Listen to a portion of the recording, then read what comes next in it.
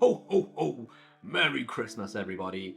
I hope you're having an awesome Christmas day wherever you are in the world. And if you don't celebrate Christmas, then I hope you're just having a great Sunday afternoon. I decided to make this video because, for the sort of same reason why I started the Sunday services all the way back at the start of 2022.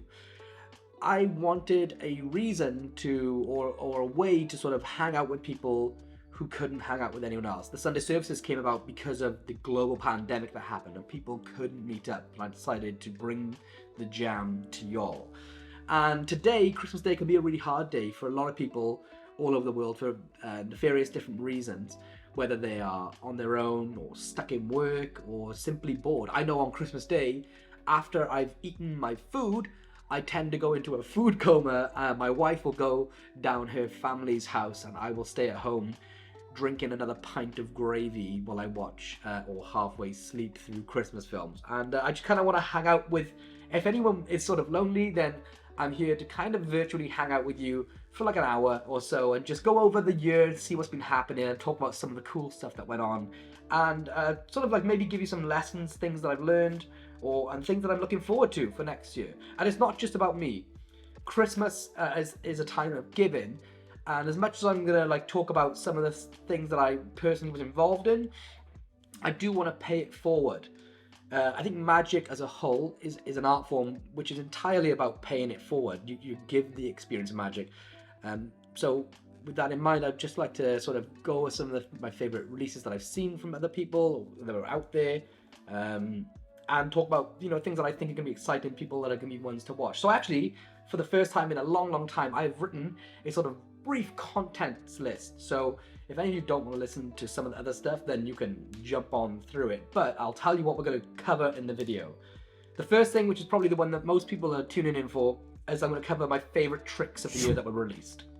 So not just mine or my friends, just completely like other ones that are out there I just think were dope.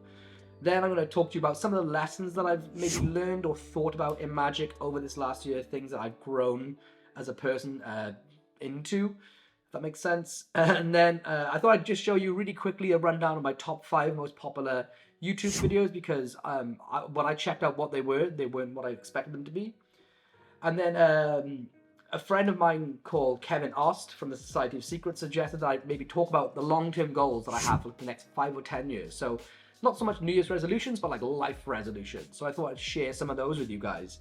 And then to finish up, I'm going to talk about things that I know are coming out next year, and also mainly, and this is the one I'm most excited about, ones to watch, people to watch. I think the people you should be keeping your eye on for 2023 who are going to have incredible ideas or have just incredible output, or just great people that I think if you sort of follow these people, you'll constantly be seeing great things and be excited by what they're doing in 2023.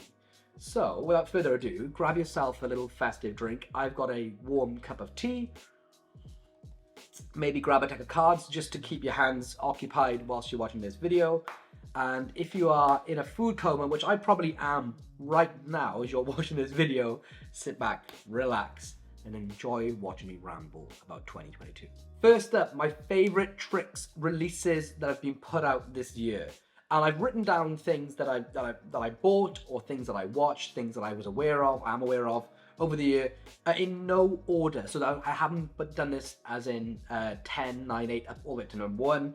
As I've gone through different websites and looked and like, oh yeah, this came out this year and this came out this year, I've just written them in my notes. So it doesn't matter what I say first, I'm just gonna go through it. So one of the first ones to me, which was super exciting, or I thought was just very inspirational in terms of how well thought out it was and how much of a solid piece of magic that you would be getting is something by David Jonathan and Nicholas Marvresis. It's called Fortuna, and it's an effect, and I won't spoil the method, but it's a very open and honest trailer, and the way it was all designed and put together is just a great piece of magic. So I'm probably going to be showing some clips up on screen right now, but if any of you watched the performance video and like the effect, then you'll love the product, because it kind of does exactly what they say it does on the tin. It's not one of those things where you buy it not knowing what you're really getting. It's just a really well put together piece of magic, and when you buy it, and you go out and perform it, it serves its purpose perfectly. And it's actually not that often you'll pick up a piece of magic where it's like, hey, this is the full routine and you can go and do it, done. And for that, and the fact that it's David Jonathan and Nicholas Mavrist, who I think are probably two of the smartest creators in the magic industry right now, means you can't go wrong. So big shout out to Fortuna. The next thing I spotted on there was Chop by my good friend Craig Petty. If you didn't see it, I performed Chop on an episode of Fooler this year, and it made my wife Kaylee cry. Which annoyed me because it was a Craig trick, and we always have like a friend rivalry. But it made Kaylee cry, and she said because it brought back that feeling of because like now magic is kind of spoiled for her, because as a magician's wife, she's like half in, half out the door.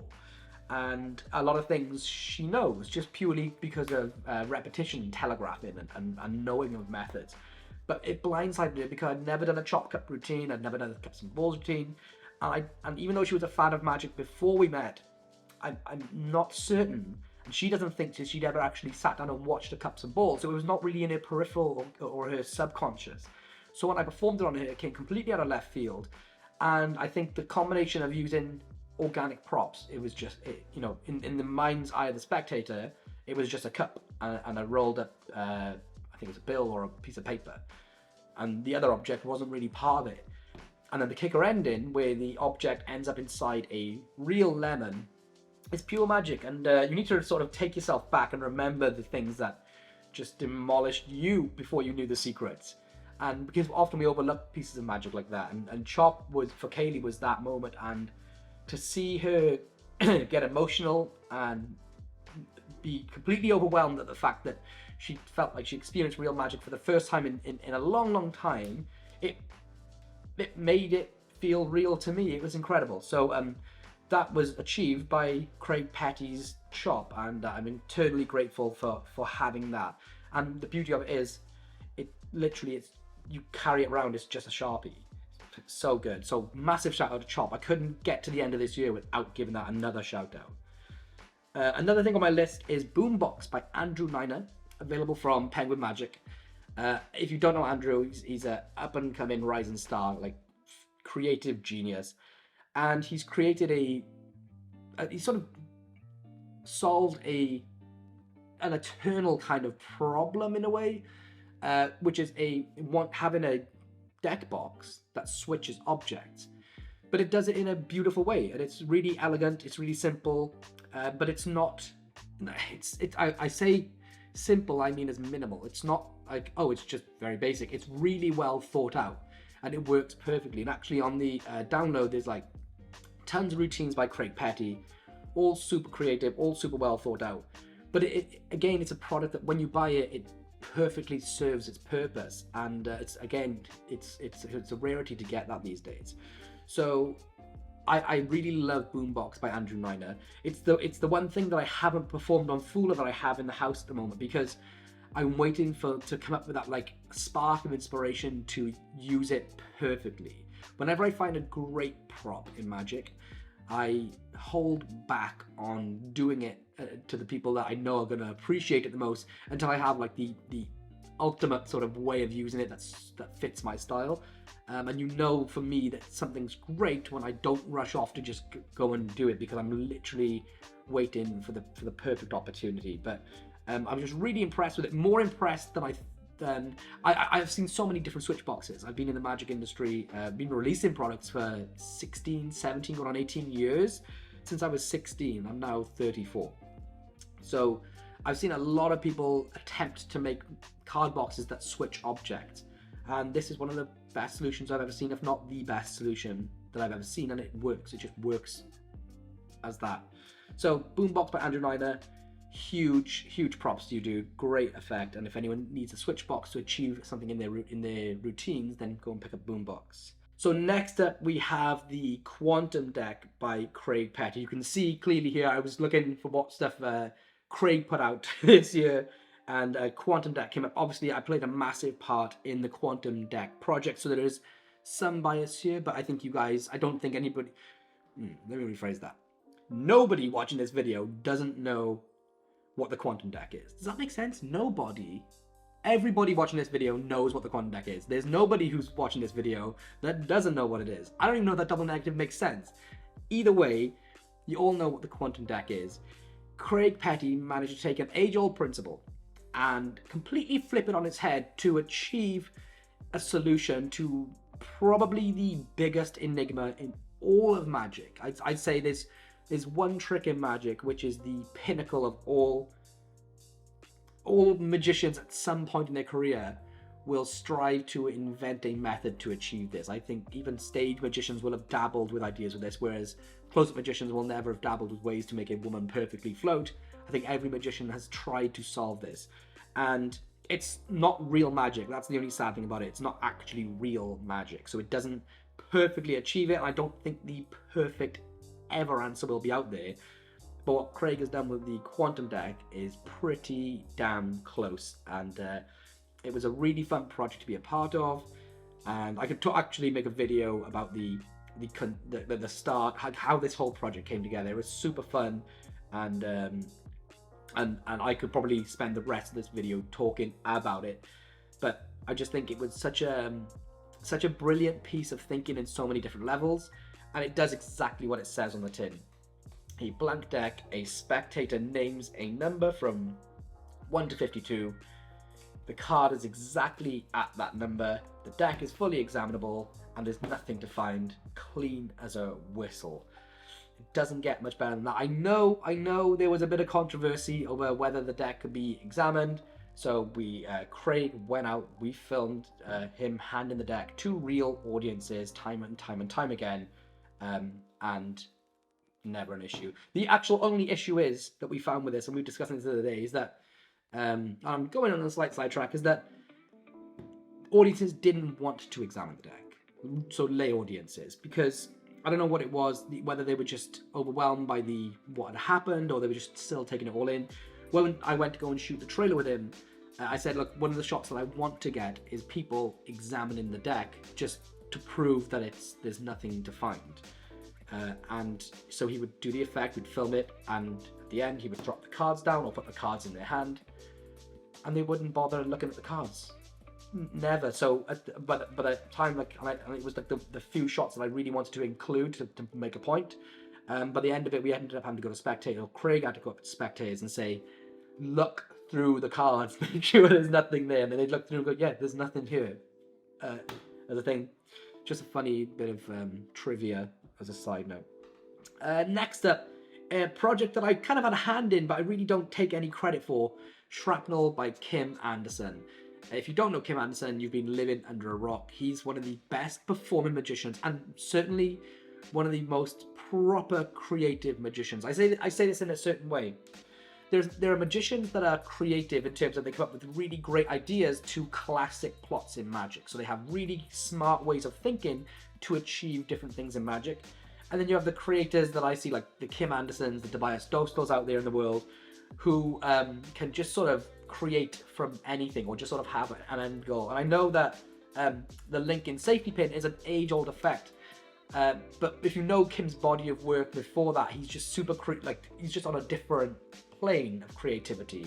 And just even the fact of going back and looking and sort of breathing new life into a piece of magic like that, when everyone is going like in this direction, Kim sort of goes this direction, and I love that about him. And when I first seen Kim bring it to Murphy's Magic, I was like, yep, this is great. He showed me all the visuals, which were, as you can see, are just next level. They just take the age-old effect and they really like bring it into the 22nd century, wherever we're in right now. But what I love most about this is the practicality that Kim thought about, because Kim is a performing magician, so he's gigging all the time. You'll see a lot of people dabble with ideas and effects like this, and they'll have everything they need, but they don't have the bookends. And the bookends, to me, are the ways you get into it and the ways you get out of it, how to start and end clean.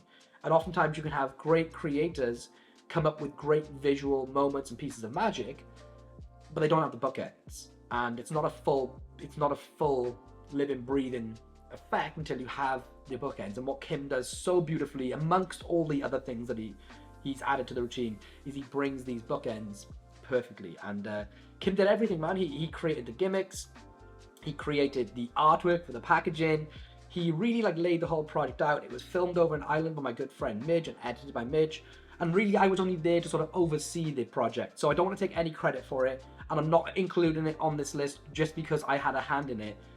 It was the fastest sellout of Blackpool Magic Convention. It was voted on by the Blackpool Magic Convention Facebook page as the trick of Blackpool, which was incredible. I think Rory Adams from the One Ahead blog started that vote. So I'm not just adding it on here because I was involved. It genuinely was one of the best things of the year, undoubtedly. So huge shout out, and more things to come from Kim in the future that I know about for a fact. So clearly you can see at this point I was on the Murphy side. I'd gone from the Penguin side onto the Murphy side. There was 2 things by me this year, so I don't want to make this the LB show. So the first thing that came out was Lux. I'll just say it's the one piece of magic that I've ever created that I'm the most proud about. It's my favorite thing that I've ever done. It's the favorite thing that I ever performed, and it's the one thing that I'm kind of like still on the fence, happy, sad about that I ever released. You know, they say you should always have one thing that you keep back. Well, mine, in my head, I go back and forth, should it have been Lux or not? I just because I do it so much, and I know so many like the magicians that you guys all know globally, so many of those guys do it, and I get videos sent to me with like celebrities seeing it done to them and freaking out. It makes me super proud, and that came out this year, so I was chuffed with that. The next thing that came out was Maxim from me. I also put out Pro Caps too, and I always say that Pro Caps was like only one of the first tricks I've ever created where it wasn't a trick from my repertoire. It was a trick that I just thought this would be good. I know other people will perform this because it's more of it was just a great already existing effect, but I just wanted to fine tune it and bring it up to modern day standards. So I did that with Pro Caps. But Maxim, the app, for me was it was one of these things where it was I'm so happy, I'm so grateful that it was so successful, and from what we can see, it was the best selling app of the year on our end of things. But it was never supposed to be a huge success because it's a niche effect with a niche twist within a sort of niche field, as in it's a card any card at any number, but done with an app, and it's not an the any number part is used as a personal piece of information. So for me, I know that, and I explain this, so if you are interested, you can go and watch the trailer. But I performed ACANs sometimes, and I've seen so many magicians do ACANs, but they would just kind of lose the audience over the confusion of it, because a lot of times it feels more like a puzzle, or there's just too much info going on. And I think you could all relate to that, and especially if you performed any card, any numbers quite frequently. I mean, any great performer can make any boring trick great. So I know that there's that to be said about it. But for me, on the general consensus, ACANs can fall quite flat no matter how engaging you can make them. But the moment that I started adding personal information to them, when I realized if somebody was to name a card and it was 12th, and I quickly on my feet think, oh, well, I know that, well, this is my friend, I know they're born on the 12th, and I'd say deal down to the day of the month of your birthday. And I would just notice as I was doing that improvisational over the years that it was just hitting like home runs as opposed to like, you know, polite applause. So that was the reason Maxim exists, and it was personally for me. So I put it out there and didn't expect it to be as well received as it was, and it was. So I'm super happy with it, but I don't really want to talk about any more of my stuff. Next on my list is Crazy Sam's Handcuffs by Sam Huang. What is going on with this? This is the most visual Crazy Man's handcuffs I've ever seen, and the method is beautiful. It's a beautiful, elegant, practical solution. When I first seen it, I actually reached out to the creator because I couldn't wrap my head around what I was actually seeing, and he was kind enough to share the method with me, and I was even more blown away by the method. I think every so often in magic, certainly in the magic industry at least, there comes an effect that sort of raises the tide for all the ships and sort of sets a new bar. And I think Crazy Sam's certainly did this. I know that there's so much rubber band magic. I do Crazy Man's Handcuffs in every single time I perform. There's so much rubber band magic. So many people are creating new pieces of rubber band magic. And a lot of it is so similar in terms of what it does or in terms of the method. And it's all just kind of in the wash. And then something comes out like this, which is just a blast. And I love it. I absolutely love it. So Crazy Sam's, I think if any of you are not doing Crazy Man's Handcuffs in general, and you're doing close-up magic, and then to not add this in is just a bit, you sort of, I think you should need to learn it because you can always keep it in your proverbial back pocket and bust it out when the time's right. But great piece of magic, and I'm sort of in awe at his creativity with it. So second to last on my list is Laced Up by Donovan Mount. This just came out a few weeks ago, maybe days ago. I watched the trailer and just literally couldn't believe my eyes. The visuals. I mean, I've seen a lot of lace type effects from Jay Noblezada to I think Richard Sanders to even there's a Paul Harris release, I think, where the Lincoln shoelaces. But this thing is the first time I watched it and didn't have any clue what the method could be. The moment that he takes the bow from the top run of laces and shifts it down to the bottom of the run of laces and then undoes it and it's there, it was kind of like it was sort of, I was just like sucked out of the Matrix, and I was like, what is going on here? It looks amazing, looks visual. I don't have a set yet, but my good friend Tyler Lunsford, he has his on his review channel over on YouTube. Go and check it out. He actually does a live performance of it as well to show that it actually works in the real world just as it's supposed to. It's a great piece of magic, and what I love most about it is that, again, it's not a card trick, it's not a coin trick.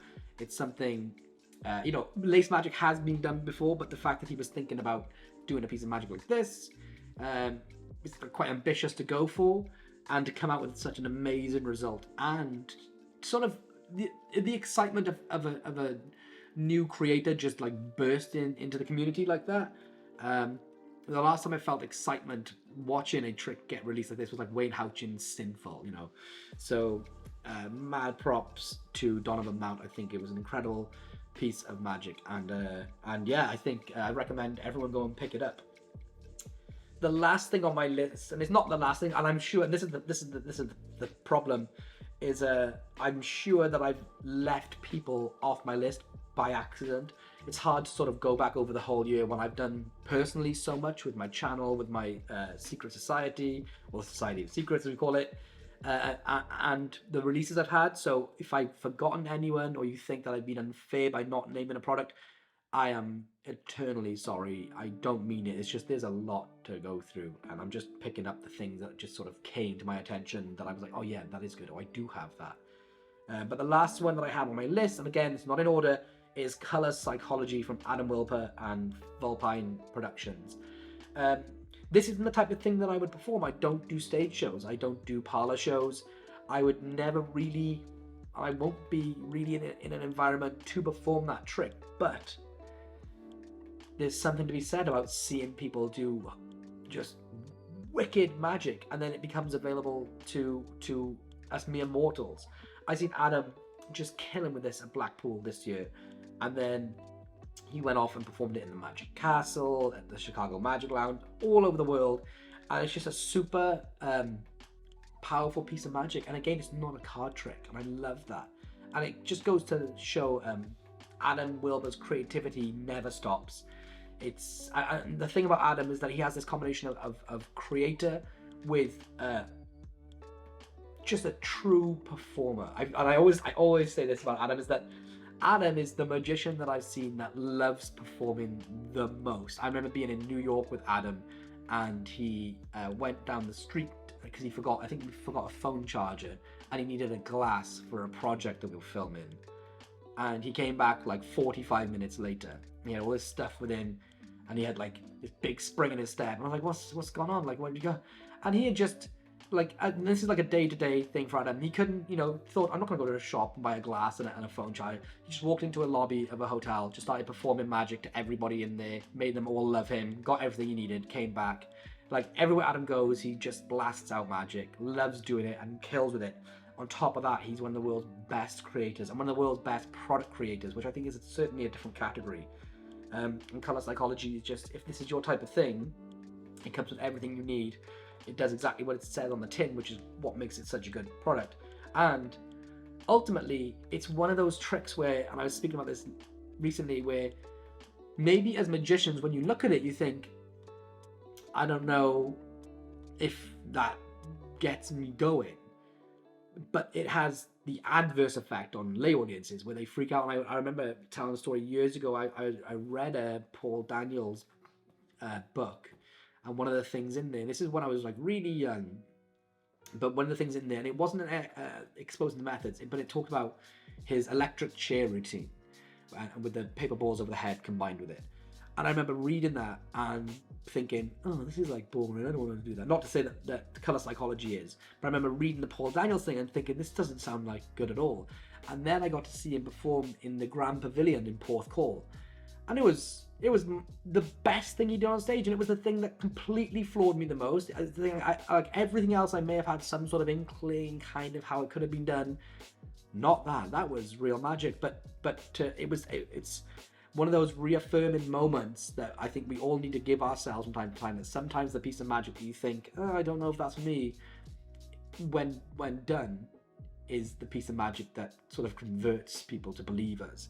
And I think color psychology is up there. It's just a really powerful piece of magic and a full set piece of a show as well. So when you get it, you can add this into your act straight away and be off to the races. So incredible piece of magic there from Adam Wilber, and you should be super proud of that. So with all of that being said, those are my favorite tricks of the year. If I've forgotten anything, you know I love you guys. You know I can't apologize enough.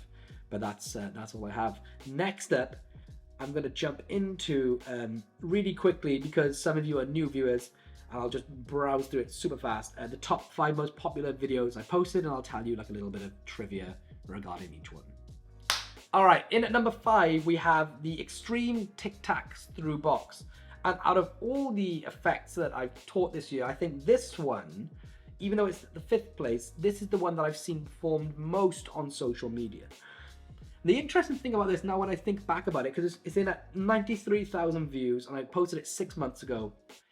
It's certainly the one trick that at the time I didn't really have an effect to make with it. So I wasn't making it, because mostly all my tutorials, I'd say 95, maybe more % of them, I create them on the same morning. So I create my tutorial Tuesdays on the morning of, I film them, really quickly edit them, and then I post them the same day. So they're always done from start to finish with no idea to published video within 3 hours and the thumbnail. I'm just really fortunate that I'm quick at editing. And the Tic Tacs in the box gimmick is the one out of all the tricks that when I was making it, I didn't really have a goal. I didn't know what trick I was going to do. I just thought, oh, I had the print, I had a scanned Tic Tac box in my files on my computer. And I was like, oh, I'm going to just cut this up and stick it to a cutout of a card box. So I just did that with no intention of what trick to do, but I was just sat there like, oh, this could kind of look, I don't know, maybe it looks like it vanishes or goes through. And then I put a real Tic Tac box inside, and I was like, oh, that looks kind of cool. Well, if I add some magnets, it'll stick so nothing will shift. And then, I don't know, 10, 15 minutes later, it was the full thing. And then I added the convincer of having a torn card on top of the box, so it looks like the Tic Tac box goes through the card, and then, and that was it. And I posted it, and I really, sometimes you post a video, you know it's going to work. Sometimes you hope it's going to work and it fails. Sometimes you post it and forget about it. And this one, I posted it and didn't really check on it because I didn't think it was going to be any good. Because I didn't really have any ambitions for it. And it blew up. So in number 5, that's the trivia on Extreme Tic Tacs through box. Number 4, with 94,000 views from 8 months ago, is my coin through glass, which I know isn't through a glass. It's a coin into a glass through a playing card. But I figured at the time it was more like of a catch phrase. It kind of felt more fitting, and it seems to have worked. I'm not doing that, but it's I don't know. It just felt like it fitted more correctly to it. And this came from just playing about with gimmicks. I was just cutting things up and making little trapdoors and this and that. And I thought, oh, this could kind of be cool to do, but it'll never really look any good. And then I made it, and I was like, oh, this is quite cool. And it just started becoming really fun. That's why there's a little montage of me just throwing different objects and doing different presentations, because the gimmick was really fun to play with. And I think because I had fun playing with it, even though it's not very creative, I think that kind of comes through. There's some sort of element that viewers, when you guys were watching it, it just looked fun, and that's kind of why it worked. But yeah, the trivia is I didn't think it would work at all, and it ended up being one of my most popular videos. In at number 3, only 2 months old with 157,000 views, is the impossible rubber band trick. So this is a rubber band that slowly and visually melts through a playing card. And this one almost felt like divine conception in a way. I was literally walking, I had no idea what to do for a Tutorial Tuesday, nothing at all. And I was walking into my office, and I mean within the space of 3 footsteps, I can literally recall it. I was like, I'm gonna do a rubber band through card, and this is the method. And I don't even know, like, I don't even feel like I can even take the credit for the creativity of it, because it came out of nowhere, like a lightning bolt strike. And it was within the space of 3 footsteps, I had the entire thing figured out. The only thing I had to do was figure out how to wrap the band around the card and make it look then the motion, and that was like 2 seconds worth of toying around.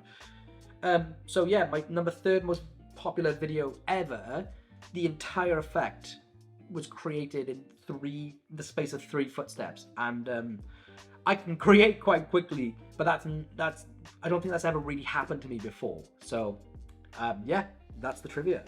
In at number 2 with 174,000 views, again, posted 2 months ago, is my minimal Vanishing Box gimmick. So I've never missed a Tutorial Tuesday. I've hit every single one. This is the one Tutorial Tuesday that I was going to pull. Kaylee, my wife, will tell you, if you guys see us at Blackpool, you can speak to her. It was coming right down to the wire, I think within like minutes to publish or pull. And I thought that the gimmick was so bad, I hated it so much, that I wasn't going to publish it. I was really, really, really embarrassed. I still kind of am embarrassed by how not very good it is. I don't think it's a good thing. Oftentimes, I think there's no such thing as a bad idea, right? I remember this well-known magician about 14, 15 years ago. I posted a video of me doing something on the Magic Cafe, a new idea. And this, people know who he is. This well-known creator, or magician even, messaged me a horrible, abusive message saying that everything basically in magic had been created that was necessary. So why am I wasting my time trying to come up with new things? And I thought that was, I don't know, to me it seemed like one of the most like narrow, short sort of sighted thing ever. So I sent him back that quote from whoever it was that said everything that should and can be invented has been invented. And some guy said that like 100 years ago. And yeah, I don't know, it reminded me of that. And it's sometimes I just create like the Tic Tacs box with no direction, and sometimes I don't like it. And this is a perfect example of this has gone to become my 2nd most popular video that I've ever published on my channel. And it was kind of like play. And I think sometimes we need to remember that this is what magic's all about. Some people take magic and creativity so serious. They make arguments with people over it. They fall out with people over it. Some people get to the point of bullying other people over it. And ultimately, magic is play. It's fun. Creativity for me has always been about fun. And this is kind of that. I made it. I wasn't happy with it, but I was like, I was like, oh, well, I don't know, I said, Katie, this is the one tutorial Tuesday I think I might skip because I really don't think people should be seeing something this week as an idea. And she said, oh no, post it, I think it's super visual. And she liked it, and she's kind of a good litmus test. And I thought, oh yeah, well, I post it, and when people complain about how bad it is in the comments, my plan was to sort of make a follow-up video and be like, look, I know it's bad, you guys said it was bad, but ultimately it's just about sometimes just crafting and going through the process and seeing where your mind goes, and maybe 10 years later I'll come back to it and it'll be a fun idea. And it blew up and became my second most popular ever video. So what do I know about anything? I think the important thing is just to remember that, like, magic's about having fun. and because I decided to take the fun route, it ended up working. And in the first spot, and this completely trumps all the other videos with 2.6 million views, is my hardcore Sharpie through card tutorial. This is, ironically, this is the only video that I'd had the idea for years before. But I'd never been able to build it because I'm better at making gimmicks now because I make so many. But many years ago, I even reached out to my good friend Nicholas Lawrence to help me make this many moons ago. It was the only idea I had previously, and on the day of making it, what I remember from that day is being halfway into making the gimmick, but it wasn't going to be a tutorial Tuesday. It was kind of like, I had a feeling like I was getting better at building. And I remember on the day, I was like, you know what, I'm going to have a crack at this, make it wrong, and then sort of, sometimes, like, for example, when you're practicing new slides and stuff, I know I can't do the slide, so I'll practice it, and then I'll put it down for a few months or a few weeks or even days and come back to it, and I'll be a little bit better. And a good tip for anyone practicing sleight of hand, this is a thing that you can do to immediately improve your sleight of hand ability. And I think I learned this from Chris Kenner, not personally, but through a video he posted, is that put the deck in your opposite hand and for a whole day and do all the sleights that you're trying, or even for like half an hour, 10 minutes, all the sleights that you're trying to do, practice them with your opposing hand, right? But don't switch back to the other hand immediately, just stick with it. And then when you put the cards in your dominant hand again, you'll find everything incredibly easy. Like it'll feel like it's never been easier before in your life. And it's a good little tip. And I kind of had this thought, I thought, I'll make the gimmick, I'll make it bad, not on purpose, but I know I'm not going to be able to do a good job of it. And then in a few months, I'll be able to like reapproach it, and I think I'll just be naturally closer to achieving being able to make it. And then, so I remember like being sort of halfway into making it and thinking, oh, this kind of works, this looks all right. And I remember setting up my phone and yeah, it looks pretty good. I remember going to show Kaylee, like, and she couldn't see what was happening. And I made the thumbnail, posted the video, and it's gone on to do 2.6 million views, which is crazy. And it got me a bunch of subscribers on the channel. So yeah, I mean, I'm not sure what the lesson is, but the trivia at least is that it's an old idea that I just didn't think would work, but I had to go at it anyway. And maybe the takeaway from that is that sometimes if you have a concept in mind and you think it won't work, because I've literally been victim to this myself, so you leave it, go and do it. Just have a stab at it. And you never know how far along the process you might get when you realize, oh, this is working. And yeah, so I never expected that video to perform like it did, and I'm super thankful. So thank you to everyone that watched it, and if any of you subscribed because of any of those videos, thank you so much.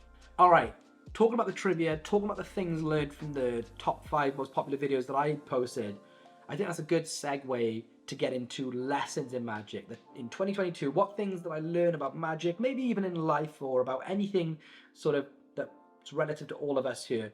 What are the things that I've learned or adapted? And the first thing that I've sort of taken on is something I read that somebody posted about Gary Jones, and he said Gary Jones is a UK close-up magician, one of the best close-up magicians in the world, and he said that Gary Jones had taught him that he should always be excited to perform, be ready to perform magic.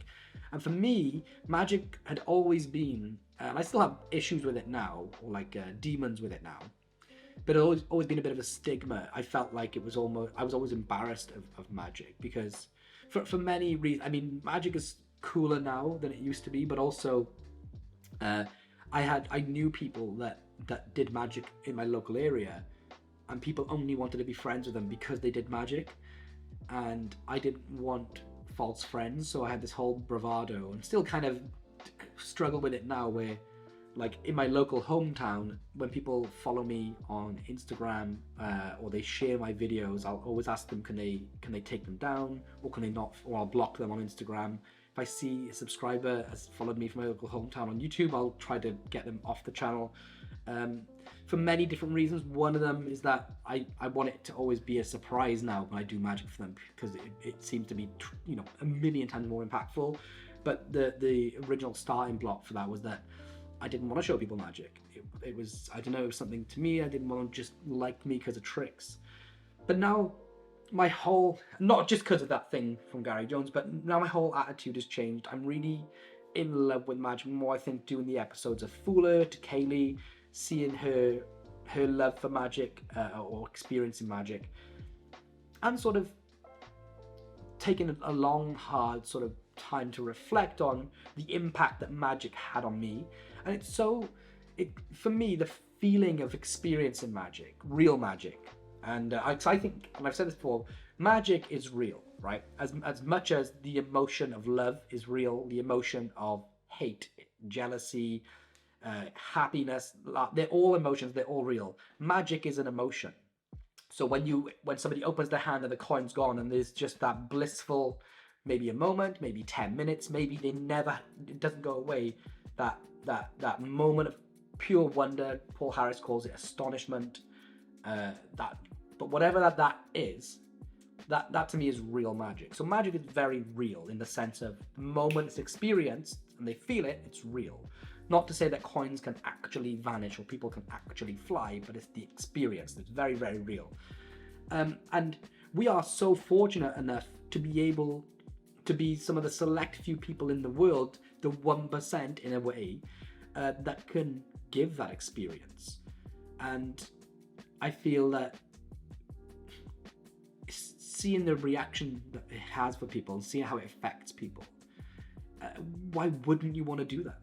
And I just, for so many years, it was all about me not wanting to do it for my reasons, when really magic is, and we started off the thing with this, but magic is about paying it forward in every sense of the word. So why do we spend all these, or at least personally, why do I spend these literally decades of my life trying to master an art form and trying to push the envelope forward to not do anything with it?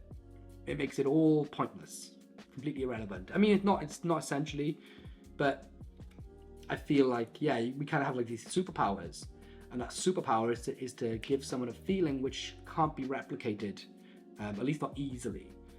And we should be chomping at the bit to do it. So big lesson for me is do more magic, be excited about doing more magic, and remember that like the feelings that you had, you never, when you experienced a good magician do a real piece of magic for you, you never thought what a loser this magician was.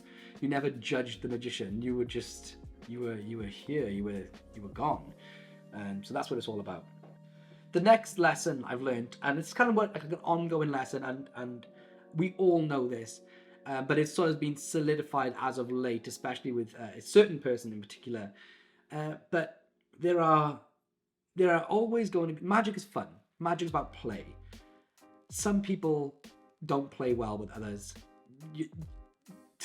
Some people are always going to make enemies. I know people that can just argue with a wall, and they can say things, not to me, but they have said things to me, but I've seen them do it to my friends, I've seen them do it to my peers, I've seen them do it to people that I don't even know.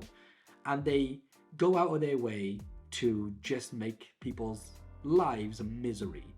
And I mean specifically within there's people obviously that do that within the world, but I've seen people do that within our little niche art form. And you can spend time exposing them or proving them wrong or just arguing with them. But ultimately, they mean nothing.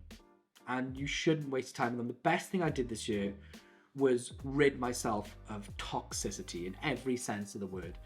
And, I mean, literally by going, this is last year it started, but being sober, getting healthier, getting all those toxins and negative things out of my body, but also mentally with the company, sort of that I keep, not just in terms of like a social circle, but also the company that I choose to spend my time giving attention to. And I think it's a good lesson for all of us. I know that I speak to a lot of people, even in the Society of Secrets Discord, we have a channel in there, ironically called the SOS channel for Society of Secrets, but it's a place where people go and can chat about how they're feeling mentally and sort of have a community of people they can talk to that maybe they wouldn't, to share things that they wouldn't want to share with their close friends and family, but a place that they can share with people who have a vested interest in similar things. And we can go over these sorts of stuff. And one of the things that sort of has been brought up in the past and is an ongoing thing is that, these vocal trolls that exist in the magic realm, and some of them present themselves as authorities on, certain things and pretend that they know their stuff. Ultimately, you got to look at what are they overall saying, what are their intentions, and then obviously look at their credentials. And I think that's such a big part. And the thing that I'm and this feels like an egotistical sort of / arrogant thing, but I've seen I've seen a handful of people that are so quick to judge and call people out and slam me or my friends and peers for things that they could never be able to do and never will be able to do. And yet they spend so much of their time, their energy, their effort preaching, getting on the parapet, trying to convert people to their way of thinking, when really they aren't able to do what they are giving people grief over.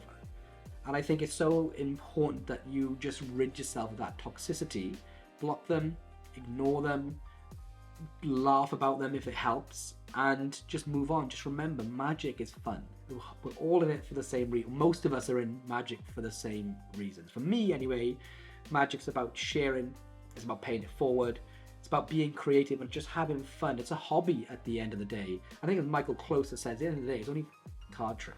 So the big lesson really to capsulate that for me in 2022 was not so much to ignore critics, because some of the best pieces of advice to genuinely improve has come from people who have had constructive criticism or have been like, hey, listen, this wasn't good, but for this reason. That's some of the best advice you can ever get, as long as someone's being genuine about their intentions. But the people who are just going out of their way to bring everyone down and just to sort of drag everyone down with them, the thing that I've learned is I used to just ignore them. Now I block them completely in every sense of the word. And one of the best things I've ever done. So I would just say to you, if there's anyone out there that's just sort of making your life, especially in the online realm, a misery, especially within your hobby, a misery, nix them out, gone. And overnight, you'll feel better for it. All right, another lesson I've learned this year more than any is just do it. It's really hard to really elaborate on it, other than just everything that I've ever wanted to do. I sort of, not everything, but so many of my goals that I wanted to do in magic, I didn't, for one reason or another. And I found that just by pulling my boots up and doing it, it got done. I know it sounds really silly. For example, when I was working at a certain magic company, I was working alongside, for a brief period of time, there was Chris Ramsey there, who had a YouTube channel, and also Peter McKinnon. And I remember I was making 60-second vlogs, and me and Pete were going back and forth, and he was on about, he wanted to do a YouTube channel, and he was like, why don't you do your vlogs on YouTube? And I was like, oh man, I really like doing my 60-second vlogs. And then I toyed with the idea of going, I even in fact made, the video's gonna pop up on screen somewhere, my first YouTube tutorial on how to create a coin vanish. And I did a few vlogs on YouTube, and it was right around the same time Pete sort of started doing his as well. and I ended up stopping doing it because I was like, oh, I don't know, I'm kind of not into it. Not that I would ever get to McKinnon's level or even like Ramsey's level of success, but if I had just continued doing it from when I started alongside those guys, it would have who knows where I would have been now. The other thing that I wish I'd done a lot sooner was start a secret society or a magic club in the form of the Society of Secrets. And the reason it exists is I had a really bad experience in a magic club years and years and years ago.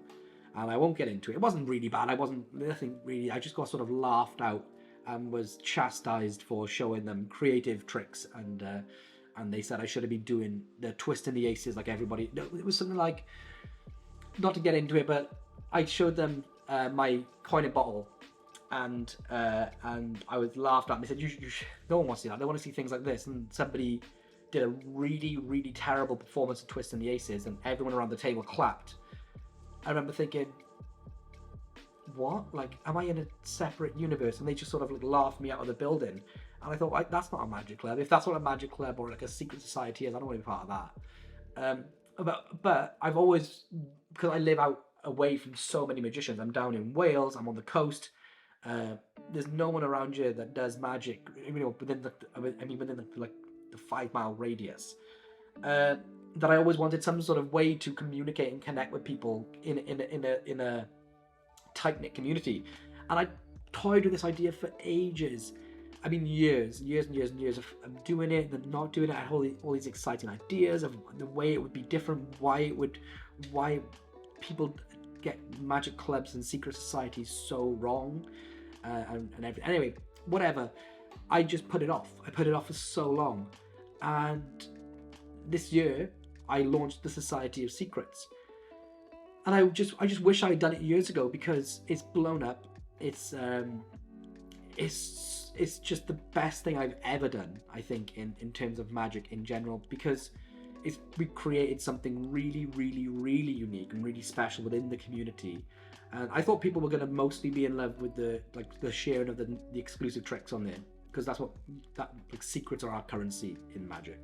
But the community has grown into something entirely, I even think of it as separate from me, and for more, well, from what I'm told by the members in there that are in other groups, it's the most by a long shot active Discord in the magic community, and I think it comes from that we just instantly don't allow negative trolls in there. So if somebody wants to come in there and talk like crap about someone or just be horrible, like, they're gone, and we just constantly share and talk about magic. And I think the big thing for me was that magic is so often a boys club, or like a cliques. You see it at conventions, you see it in magic clubs, and it was always, I've even been sort of roped into them at certain points in my career and my life in magic. And that's the worst thing in the world. I think it's the most dangerous thing that can happen is this sort of idea of excluding people because of, oh, they don't have a name, so they're not welcome. Where for me, I always found that the most valuable way to spend my time would be with people who didn't have a name, the people that were hungry and super passionate about magic. You often find that the people that have names, or the cliques in magic, they're too cool. They won't stand there. They won't show their tricks. They've already achieved success. So they're talking about how do I earn more money this year so I can go and buy a yacht. Where it don't matter if I had £10 million in the bank. I am never not going to be hungry to come up with something new, learn the latest things, talk magic 24/7, and I think that's why maybe the Society of Secrets, the Discord, is just such a supremely positive force, and that came from just finally the lesson of just do it, just get off my arse and do it. So another lesson for 2022 was for me, just do it. And really that lesson came from Craig Petty at the start of the year, or just before the start of the year. I called him, we were chatting, and he was saying to me, like, what do I want to do? What's sort of, I was like, in a perfect world, I would do this and that. and he just sort of put a rocket at me and was like, just do it. Like, look at all and he explained to me the way he does stuff, how he sticks to a schedule and time manages, and really it was his just do it attitude that spurred me on. And yeah, the best piece of advice I've ever gotten. And just to elaborate a little bit more, thinking about it, that lesson of just do it applies to so much of my day-to-day life. Not just I'm gonna start a secret society, I'm gonna run a YouTube channel, like bigger goals, but also down to the nitty-gritty of when it comes to like gimmicks, the gimmicks that I've created this year. So many of the ideas the past me would have been to oh, that would be a good idea, you know, and then I just wouldn't do it. And I've forgotten more incredible ideas than I've had, because previously I would have the idea, that would be good, and then I would do nothing, and then like 2 or 3 years later somebody else would have created it and released it, and it's been a best-selling trick, and it's just been an idea that I thought was fun and did nothing with. But now every idea I have, I'm documenting it in some way, and I'm just doing it, whether it's getting to grips and making it and then sharing it, or whether it's like, okay, no, this is a good idea. And then the other thing, the other lesson that I've written down here, the last one I've got, is just to get out of your comfort zone. And I know, especially like in the Discord, in the Society of Secrets, a lot of the people are doing this. So we have these creativity competitions where last week they had to go and perform some magic and film themselves doing it. And I was shocked by how many people did, and especially the people that had never done it before.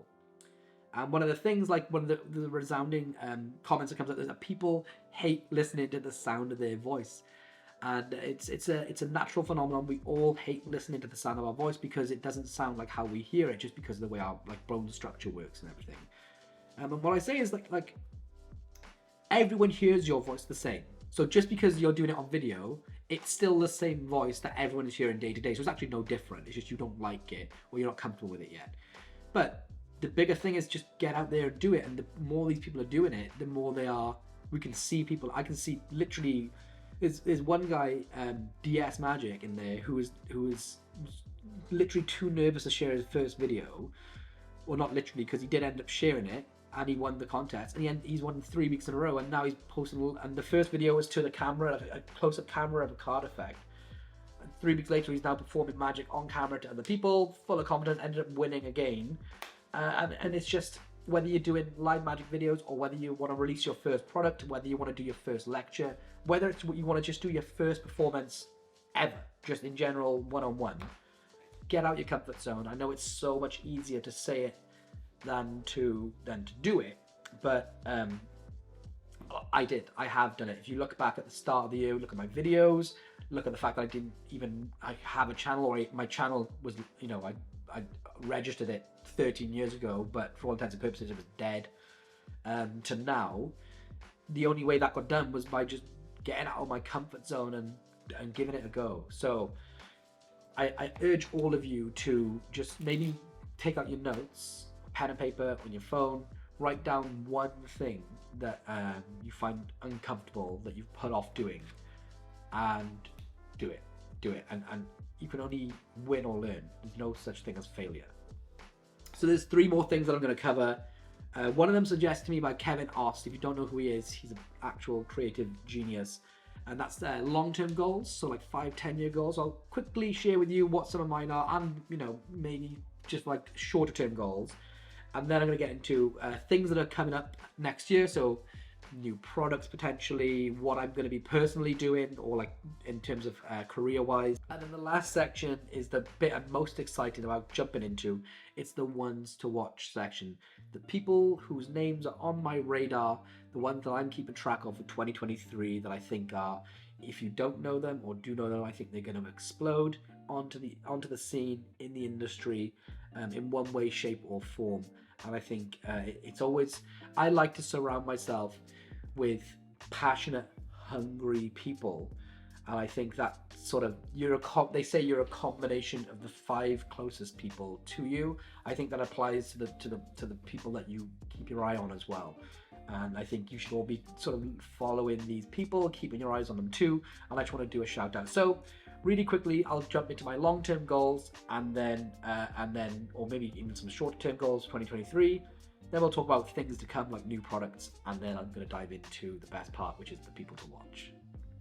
5 to 10 year plans. I think all of us should be doing these things. They're so helpful to sort of help you set out goals to achieve. If you have goals to achieve and you aim to do them, then you sort of have a bit of direction and you find out you shape the life that you want. And this is getting a bit pithy now, but me and Rory Adams were in Cardiff on the 5th of December. We met up for lunch in the afternoon. As we parted ways, we both said, send each other our 5-year plans. And we did it. When we got home, we sent each other our 5-year plans. And it was such a good exercise to do because I hadn't done it for a good long time. And that was the 5th of December. Already I'm implementing things in that 5-year plan to put into place now, which are going to definitely shape, and they are beginning to shape my life. And one of the things on mine was to sort of automate what I do, because I work for Murphy's, I run my YouTube channel, and I have the Society of Secrets. And that's a lot of stuff to be doing. And I'm so sort of protective of my content that often you guys know, if you follow me at all, when it comes to like my projects and my releases, and definitely my YouTube content, I do everything. I do the packaging design, I create the tricks, I film and edit the videos, I do the instructions. It's only recently Javier, because Javier's so good with Murphy's, has stepped in to help with performances and on the instructions. But aside from that, those rare occasions, I do absolutely everything. And it's because I learned to do it all myself, but also I'm quite protective of everything I do. And one of my life sort of long-term goals for the future is to automate that. So recently I got 2 friends to help me out with shorts for my YouTube channel, just by taking content that I already have and repurposing it into shorts. For me, you know, it would just be more time added to my day, but my friends can help me with those, and that just gives me something back that I can just, like in terms of time, that I can be productive with in other areas. And I want to start doing that on a grander scale. Now I know nobody can create the tricks for me, but there are certain things that I'm overprotective with, like video editing and potentially like photography and stuff like that, where it would be okay to let others step in and help. The only sort of downside with video editing is, especially when it comes to like Tutorial Tuesdays, it would take longer to upload the footage, because I normally film them on Tuesday morning straight after I've created the trick. So it would take like 5 hours to upload all the footage. By that point, it would have been past the deadline. So I've got to figure something out there. But as a whole, automation is a long-term goal where I can sort of let the things that only I can do, I'll do them. But the things that other people can help me with, I'm gonna sort of relinquish some control over and get into that. I want to lose more weight, so I dropped down to 167 pounds this year, and over Christmas, it's nearly Christmas, it is Christmas Day, you're watching this Christmas Day, I put on like 14 pounds I think. So I'm going to definitely from Christmas Day until Blackpool, I think Blackpool is like my little mini goal. I'm going to drop down to, I think, I'm going to aim to get to like 160. Because I never got to 160 before I wanted to do it. And I'd come down from like 225 pounds, I think was my heaviest. So I'm going to get to 160. If anybody, I don't know, if anybody is interested in stuff like that, I know this is a magic channel. Potentially I'll open up a sort of like motivation channel within the Society of Secrets Discord. Anyone watching who's already in the society, let me know. We can think about opening up. It might motivate me on the cold mornings to get up and run more. I was in November, check this out. In September this year, I ran 189 kilometers in 1 month, which is 117 miles, which is probably not a lot. Some of you out there probably do way more than that. But I am a self-professed not a runner. You know, like you speak to people who go, oh, I can't run for XYZ reason. I was that person. I made all the excuses in the world. I am flat-footed.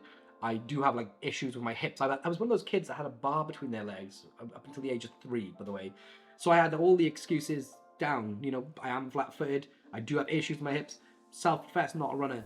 turns out everyone can run, everyone is a runner. It's just quite uncomfortable when you start until you get into it. So, but as it's gotten into the winter months and like especially like the last few weeks in the UK, we've iced up roads and pavements. I get up at like 5 a.m, 6 a.m. to run because I just can't stand running on like busy. I run down the beach and there's always people walking around there. I can't stand running into people or having loads of people around, so I get up early to avoid people.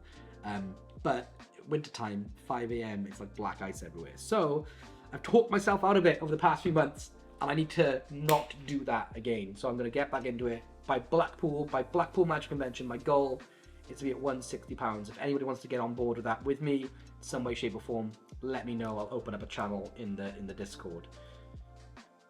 So those are my kind of 2 longer term goals. I'm quite content. So it's quite hard to say, but obviously we'd all want to be living in the Maldives in a mansion with a yacht. Some of us are never going to do that. I'm one of those people. So I know where I stand in the pecking order of life, and I'm really content. I'm super proud of the magic that I'm creating. I'm super proud of the magic that I'm releasing, because nowadays it's the magic that I get to choose to put out, and I'm only putting out the stuff which I 100% 1,000-hour perform believe in. So that is I don't want to change that. I think I'm good with that. The Society of Secrets is everything I ever dreamt it would be and more. My YouTube channel, I would like it to grow, but I think even the guys who have 10 million, 100 million followers, they all want the same thing. So I would like it to grow, but I'm really content with where it is and how it's going. So my main goals are really to just free up a bit more time, to automate things somehow, to maybe figure out a system of getting that done, and then to get healthier. All right, things to come. What's happening in 2023? What are the things I know are going to happen? Well, the first thing is, I think this is the one question which I wish I could put a billboard on the like the Magic Cafe, which is probably, you know, unfortunately the most popular website in all of Magic, that says DEX is coming out in January, or however we can get it. It was supposed to be end December, but each one is being handmade, and I'm not sure how many of you follow the global situation, but the area in where we get our DEX is being made has been hit by COVID, and they've gone back into lockdown. This actually happened a couple of weeks ago, and they're still in it in the area that we used to have our DEXs manufactured by hand. So DEX was completely on track to launch end of December, and then pandemic struck that region, which is super unfortunate, but it's coming.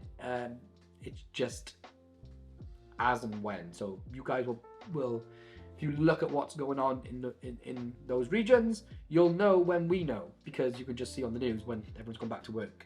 So the next thing I'll say is I've got here DEX. So a couple of months back, I talked with, I won't say who at Murphy's, but my girl at Murphy's, and showed her a design that I've been working on for quite a while. It's got a lot of like hidden meaning in there. It looks pretty cool, and I think you guys are gonna dig it. I won't say any more, but it's coming. It's coming. Next, I have GAFFS. So I will tease this with you. In 2022, Magic Orthodoxy, who you all know, he is a shining beacon of hope for Magic reviewers out there. If you don't know him and you live in Rock, go and follow his channel right now and subscribe to him, please. And I'm not saying this because he's been favourable to my work, but genuinely, he's sort of the reviewer I go to because he reviews every single product. Like he is the library of Magic reviews. He put up a video, long form video, the 16 best GAFF decks from worst to best or whatever. Essentially every GAFF deck ever made of any worth, and he placed mine number 1. And there's one thing Magic Orthodoxy knows is GAFF decks, because he literally has every single one ever made. And yeah, he put my GAFF system in at number 1, which is the biggest compliment ever, because it was my life's work in sort of visual card magic crammed into that. The only problem is that it doesn't use like a bicycle style deck of cards, and it was on a different company's deck design. So and also that release was sort of lost in a bunch of others when it came out in a just like it wasn't well marketed. So I was so proud of it, and like obviously like the reviews coming in like that, and the accolades it gets makes me happy. But it was released in such the wrong way of doing it. But now I get to do it on my terms, and not just me, but also Craig Petty, and we've teamed up to create what we think is going to be the best GAFF deck of all time. More to come, but I will say that it's very, very close to completion. There's loads of magic that I know coming out from Craig Petty, not just with Murphy's, but from other companies as well, like with Penguin Magic, Alakazam. Craig is everywhere, so keep your eye on Craig this year, as always. Like you guys know, but there's some really exciting stuff to come from him, and I can think of 2 or 3 things in particular. One thing actually that I have on my desk there, and I wish I could show it to you. It's going to be well, it is. I want to show it. It's the perfect everyday carry. And that's for years that has been my style of magic. You guys know that I'm about as minimal as it comes to visual, especially like for a visual performer. And Craig's new thing it actually isn't a visual trick, but it's the perfect everyday carry. So I will say that. So keep your eyes peeled for that. It's coming really, really, really soon. And some other really off the wall things from him. It's Craig, so you know it's gonna be good. So there's new apps coming out, and actually the apps that I have here are not mine. They're not my apps. They're from other people, things that I've had input on, things I've had no input on. But there are at least 4 new apps that I can think of that are the type of app. So when it comes to app magic, so many people, in my opinion, get apps wrong. Because the phone becomes the object of the focus. It becomes the method, where the strongest apps should be are the apps where the phone is a subpart, is a subplot to the story. It's the vehicle that gets you to the end destination. It's not the phone, it's the destination. So for example, if there was an app with something animated on screen and that was the trick, to me it's not the best use of the phone, because the end point, the destination is the phone. But if it's something where the phone is brought into play and seemingly even forgotten about, as in like they're using it to just like, oh, maybe I can't think of how I spell something, so somebody goes, oh, let me check that for you, and then it's forgotten about. That's how it should be used correctly. And the apps that are coming out, the 4 that I know of, and none of them are from me, are using a phone in the correct way, and that excites me, because they're the apps that I would use, that I do use. So there's at least 4 new apps that I know coming out. I think one of them before Blackpool, or at Blackpool. The next thing I have on here is, and this is not for everyone, but there's exclusive merch for the Society of Secrets, and I've just got a notification, a tracking number, that the first batch will be arriving on the 28th of December. So anyone Society of Secrets, stay tuned, and I'll give you the special password access links to go and pick up the merch that you want. And then I got here to hint to something or some things. So I can't let the cat out of the bag at the minute. But there's always been something that one of the most common questions I get asked is, I'll get an email every week or 2. Hey, this is happening in this part of the world or this part of the country. Will you come and do something? And I always politely decline and say no. It's just, it doesn't really interest me that much. I know so many, it's really flattering because I know so many magicians want to do these things, but don't get asked, and I'm, turning them down. But after the life lessons of 2022 of just do it, get out your comfort zone, I've said yes to 3, well, the biggest of the biggest as well. So stay tuned for that.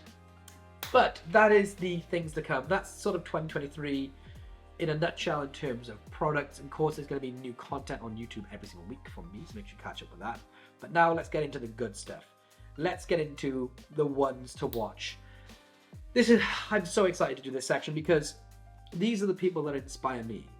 And I think inspiration is so important in magic, because if you just lock, and I've been victim to this, if you just lock yourself in 4 rooms, or you just keep looking at the same people all the time over and over, then everything about what you do will become stale.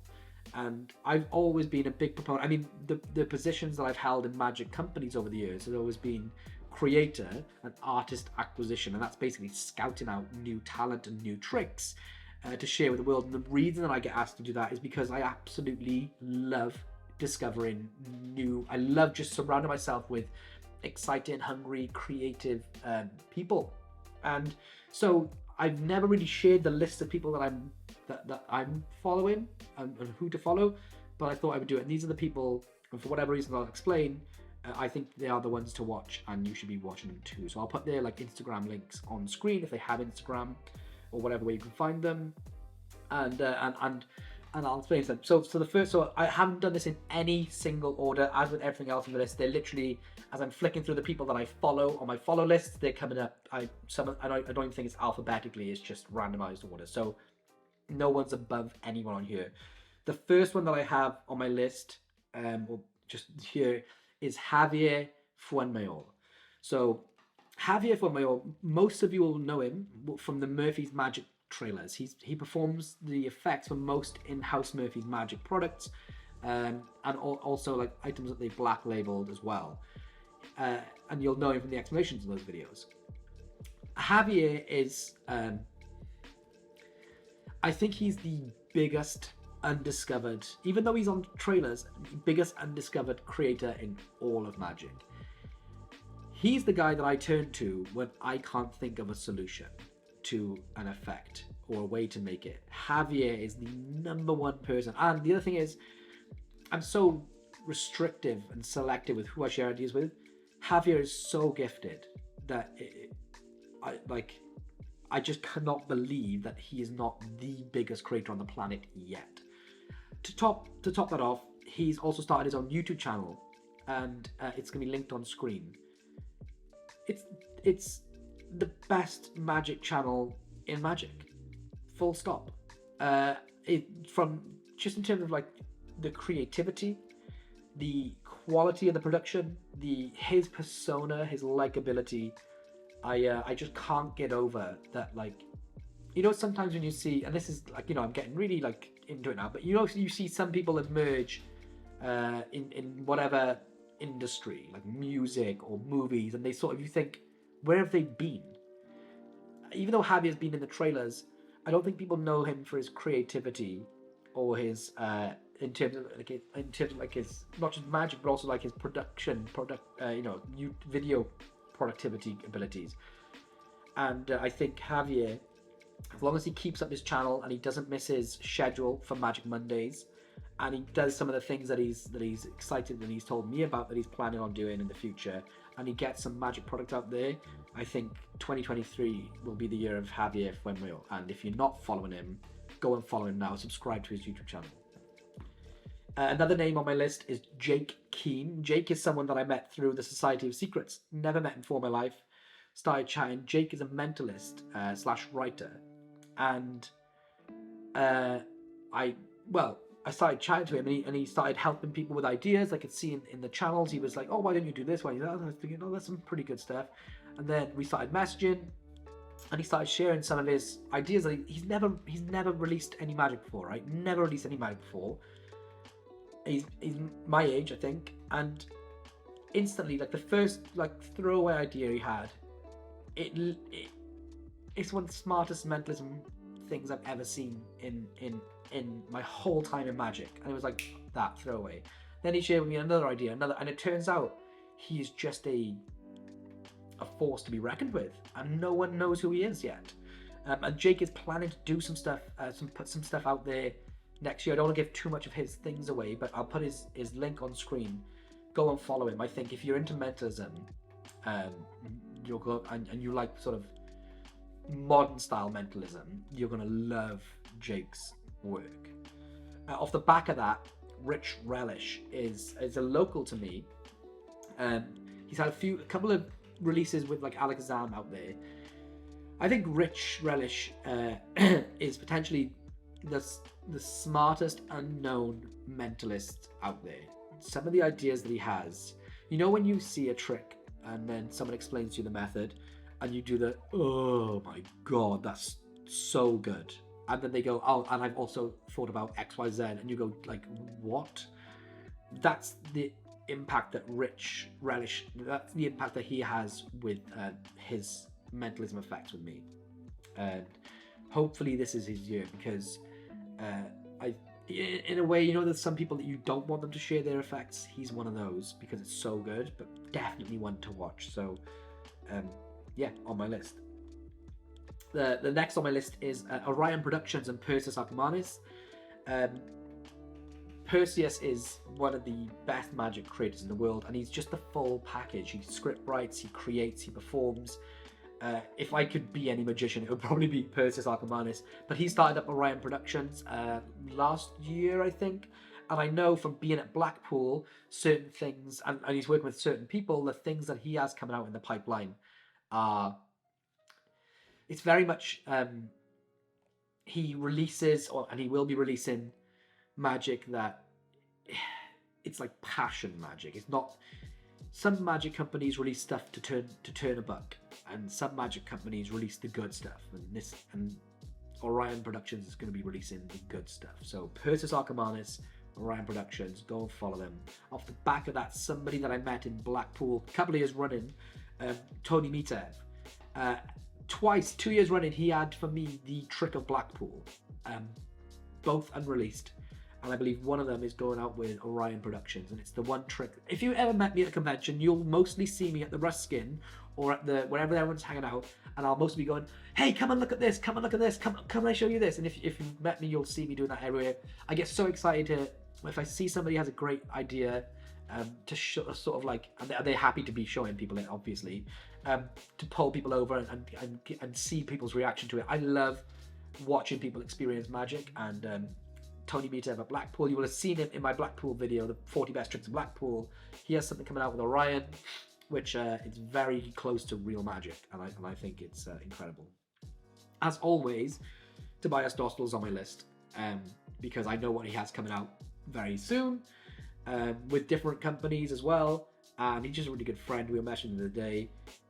Keep your eye on Tobias Dostal, because, I mean, if you don't know him, then you shouldn't be watching my channel, but everyone knows Tobias. Andrew Niner is on my list.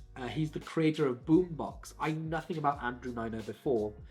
However, I have jammed with him briefly in the Society of Secrets, and it's kind of like he's kind of like a me 2.0. Like he's got a lot of ideas that feel like he thinks the same way as I do, but better. I don't know if he has any releases coming out, and I don't really know if he uses social media too much, but I would hope that he has a lot of releases coming out, and everything I've seen from him so far has been beyond brilliant. So he is absolutely on my list, and I'm really excited to see what else is coming from him. Off the back of that, we have Elliot Gerard. Some of you will have known Elliot Gerard from his Instagram, which every time he seems to post a video, it sort of goes like magic viral. He's the guy behind the slow motion TNR, the guy behind the finger through the ace of diamonds on the table. Just like one of those very, very, very, very, very rare creators that can come up with concepts that sort of go beyond magic and go beyond simple methodology. And I don't know if he has any releases coming out at all or not, but I think Elliot Gerard is, if you're not following him, I think a lot of people are, because I know that big magicians like have shared his work and tagged him in it, so most of you probably know of Elliot, but he is always on my radar, and I think if he ever puts something out, then you've got to be first in line to buy it. Next up, I've got Sean Jackson, who is he's super creative, super hungry for it. He showed me a few things he's working on. He always bounces ideas back and forth off me. I'm hoping one day that he can get something out to the market. He has a great way of thinking about, I won't say what, because it'll divulge what area he sort of talks to me about, but he has a great way of thinking about it and solving problems for things that exist that haven't been solved yet. So Sean Jackson has made it on my list. I hope something will come out with him this year. Backing off into that is Scott Patton. I sat down with Scott at Blackpool, and I think he had the best-selling download of 2021 with Alakazam Magic. Just like this crazy off-the-wall full card routine, and then it ends up with this like crazy chaotic kicker that you just don't see coming. And he showed me some of his propless mentalism. And if you know me, I'm no Pete Turner, but I absolutely love propless mentalism. Some of the stuff that he showed me is super crazy smart, and I know he's been working on some things to get released this year. And I'm just excited to see sort of how the products end up and, you know, what the final effects are going to be. But yeah, another one to watch. I've also got Adam Dadswell on here. He's at a release called, I think, Applections with the 1914. He's a member of the Society of Secrets, but we actually met at Blackpool last year for the first time. And he keeps showing me ideas and things, and every single time he's like, hey, that's really good. Well, that's really good. And then he just showed me something the other day where I was like, this is like actually utterly brilliant. So Adam Dadswell is impressing me constantly. He's just sent me a bunch of photos of a new thing that he's working on. Incredible. And I think even though he's just had his first release, he's one of these people that can talk the talk and walk the walk. He's a full-time performer. He's got incredible ideas, and he's just really, like, some people can be a full-time performer but be crap. He's not. He's really good, really likable. He's got something about him. He's got this presence which makes him really, really gifted. So I think Adam Dadswell's definitely one to watch. And not the last one on my list, but the one on my list that I think is going to be the biggest sort of product creator out there this year. I think he's going to have some smash hits out there coming out, is Chris James. Chris is... I can't say enough good words about Chris James. Everything he's doing, he hasn't been in Magic incredibly long, but he has it. And I say this, there's certain people that will try. Like, I remember I went and did it in my college. I did design for interactive multimedia. And it's a certain course that would cover a bit of 3D design, a bit of Photoshop, a bit of Illustrator, a bit of photography, a bit of video work, and a few other things. And you would do essentially learning how to use Adobe, a camera, and a Mac. And on the first day of the course, the lecturer said, this room is going to be split in two, and it's not going to be an even split. There are going to be some of you that have the eye, and some of you that don't. Those of you that have the eye, you're going to have a fairly easy ride compared to the rest. The rest of you that don't have it, you're going to have to work a lot harder, and that's just the way life is. The eye is just people who get it when it comes to design, photography, video editing. Some people don't need to have all the lessons explained to them and understand the theory and the history and the research. They just get it. Some people can have it explained to them for 30 years and they won't get it. Chris James, in terms of the magic realm, and creating magics and certainly magic products, he's got it. He's got the eye. And I know 5,000 magicians that have tried to do it and don't have it. And the stuff that Chris James has shown me, they're commercial, they're workers, they're creative, they're practical, they're just brilliant in every sense of the word. And I know that 2023, he's going to have a bunch of releases come out, hopefully. And I don't know, he's got something about him, Chris James. I'm just telling you, he's a huge player on my watch list. And I think he's really active on social media too. So go and follow him, go and watch him. And just know that if he's not sharing it on social media, the stuff that he's got behind the scenes is incredible. So I think that's a really good way to round out the year, is just paying it forward. Please go and check out all these names. Thank you all so much for subscribing to my channel, following me over like my whole magic career, but mainly like this last year where I really put myself out there. Thank you to all of you, the thousands of you that have been picking up my products out there and joining the Society of Secrets, watching the YouTube channel, commenting. I hope this video has kept you entertained if you're on your own, or if you're bored, or whatever reasons, if you want to just get away from a house full of screaming kids and family, whatever reasons that you've chosen to watch this video on Christmas Day. I hope you've enjoyed it, and I hope to see you on the channel very soon. And if you want to come and chat, head over to the Society of Secrets. The link is in the description below. See you all on Tuesday for another Tutorial Tuesday. I never sleep.